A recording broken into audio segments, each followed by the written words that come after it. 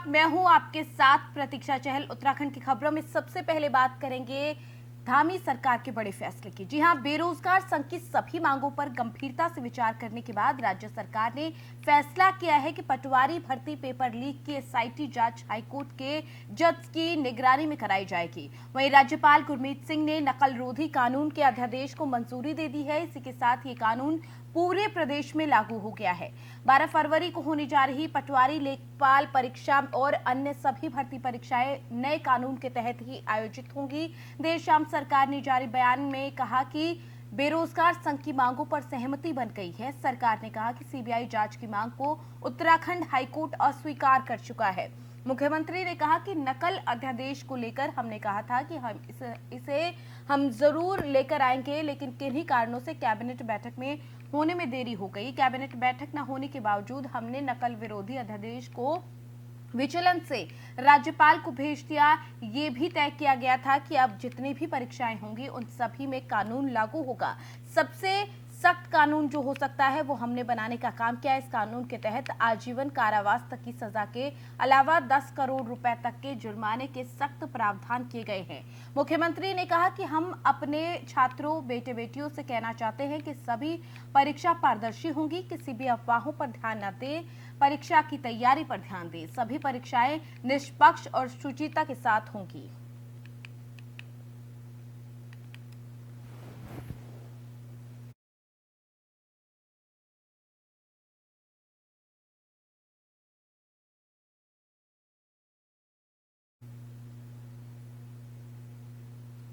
वहीं उत्तराखंड में चल रही कांग्रेस की हाथ से हाथ जोड़ो यात्रा अभियान के केंद्रीय पर्यवेक्षक अजय कुमार लल्लू ने अगुवाई के दौरान वहां पर पौड़ी पहुंचे और मुख्यालय की सड़कों पर पद यात्रा निकाली गई। वहीं इस दौरान बेरोजगार युवाओं के साथ देहरादून में हुए लाठीचार्ज पर भी यूपी कांग्रेस के पूर्व अध्यक्ष और अभियान के केंद्रीय पर्यवेक्षक अजय कुमार लल्लू समेत उत्तराखंड कांग्रेस के पूर्व अध्यक्ष गणेश गोदियाल ने सरकार पर जमकर निशाना साधा और लाठीचार्ज की कड़ी निंदा की। अजय कुमार लल्लू ने बताया कि उत्तराखंड में बेरोजगारी की दर लगातार बढ़ रही है, लेकिन सरकार युवाओं को रोजगार देने के बजाय उन पर पुलिस का सहारा लेकर लाठियां बरसा रही है, जबकि उत्तराखंड में भर्ती घोटाले चरम पर है, जिन पर सरकार लगाम तक नहीं लगा पा रही है। वहीं पहाड़ी जिले में हो रहे पलायन और महिला सुरक्षा व्यवस्था पर सवाल उठाते हुए मृतक युवती अंकिता भंडारी को अब तक न्याय न मिलने पर भी सवाल उठाए गए। वहीं अजय कुमार लल्लू ने अडानी के बैंक और एलआईसी की धोखाधड़ी करने के को लेकर भी सरकार की व्यवस्थाओं पर सवाल खड़े किए।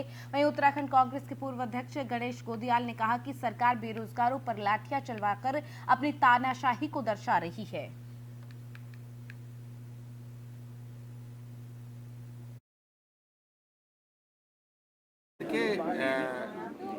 ये जो आप सवाल कर रहे हैं, मैं समझता हूं कि ये जो भारतीय जनता पार्टी है लगातार इस तरह के सवाल करती रहती है, लेकिन सवाल इस बात का है कि मुद्दों को जोड़ना, एक मंच पर लाना, बेरोजगारी के सवाल पर, किसान के सवाल पर, नौजवान के सवाल पर, मजदूरों के सवाल पर अगर सरकार से सवाल पूछना गलत है, गलती तो हम बार बार करेंगे। और जो आप कांग्रेस पार्टी को जोड़ने की बात कर रहे हैं, कांग्रेस टूटी कब थी,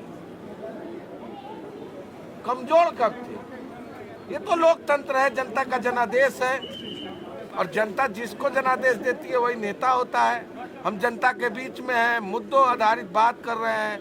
हमने ना कभी धर्म की राजनीति की, ना भेदभाव की राजनीति की, ना जाति की राजनीति की। हमने तो मुद्दों की बात की, हम तो किसानों की बात की, गरीबों की बात की, उपेक्षितों की बात की।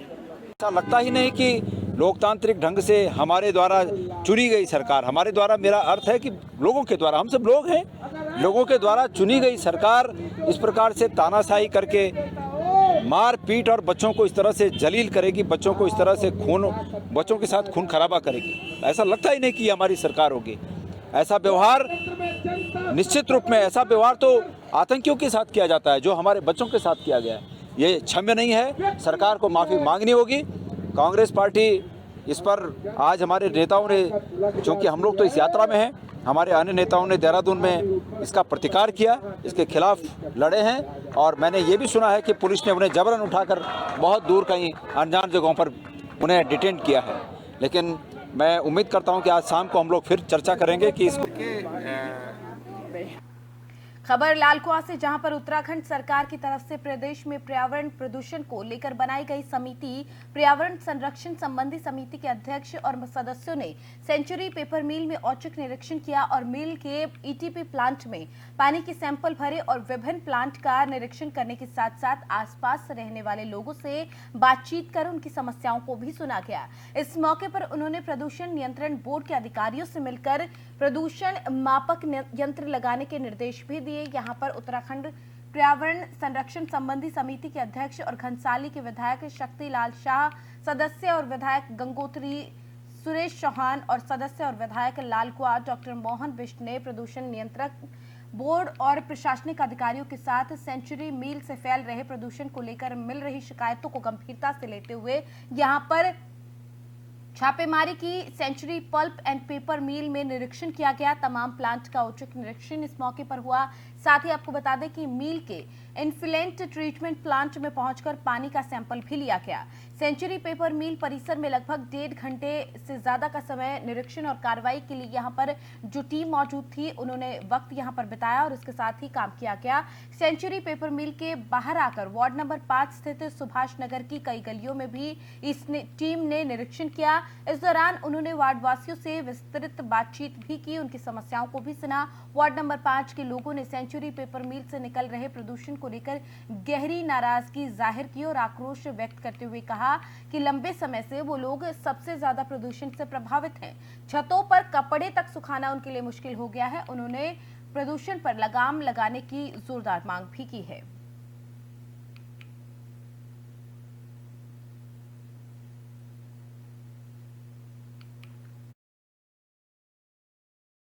में औचक निरीक्षण किया गया, ईटीपी प्लांट से पानी के सैंपल भी भरे गए। यहाँ पर लोग काफी परेशान हैं। इसके लोगों की तरफ से ये मांग की गई है कि जल्द से जल्द उन्हें यहाँ प्रदूषण से निजात दिलाई जाए, क्योंकि जिस तरीके से समस्या का सामना वो पॉल्यूशन को लेकर वहां पर कर रहे हैं वो बाकी जगहों से बहुत ज्यादा है। कपड़े तक सुखाना उनके लिए छतों पर बहुत मुश्किल हो गया है।